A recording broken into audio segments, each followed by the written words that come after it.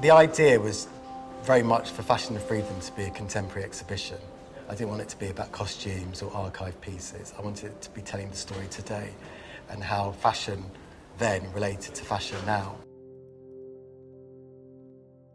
1418 Now, who are the UK's World War I Centenary Commission, we're working with our creative director Daryl Vidalingham to come up with a way to commemorate the war and specifically women's experience of the war through some unique fashion commissions. And so I went away and did some research about the period. Women were wearing Edwardian clothes pre-war, which meant that they restricted them their movement, they weren't working, they had no vote, they had no rights, and that was the same with their clothes.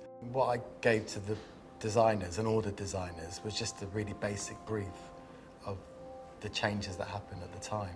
They worked in factories and the buses and the country, the UK, was run by women during the First World War. Roksanda's piece, it's based on women working in the factories and being exposed to TNT poisoning, and that's why it's a canary yellow. They're wearing trousers because that was one of the starting points of women wearing trousers. Then we go on to something like Vivienne Westwood, who's the original rebel from the 1970s, and that's what her piece is about. It's about women in jumpsuits mucking in, getting dirty, rolling up their sleeves. And so altogether, all these pieces tell a story.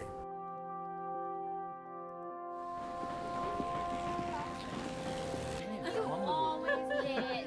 That's not an excuse. You can let me off.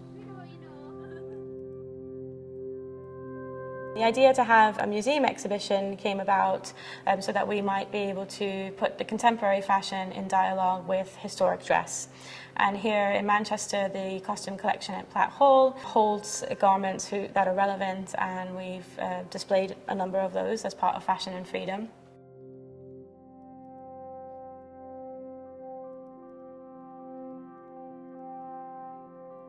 Essentially, we're working with the students before we were working with the designers, because Restriction and Release, our program, was part of the curriculum at all of the colleges.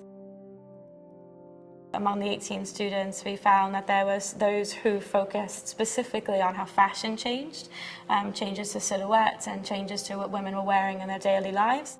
But by focusing in on specifically women turning to join the workforce and also thereby gaining new freedoms in society, both in and outside the workplace, we were able to sort of track, well, where was fashion going before the war and how did it so radically change after?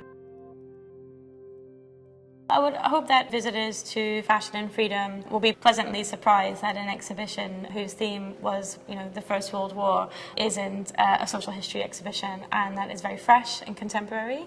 And also that for those visitors who may be coming because they know that designers such as Vivienne Westwood or those who are aspiring fashion students who might visit the exhibition will be surprised that, things that are very beautiful and certainly very desirable might come from an inspiration of some of our darkest parts of history.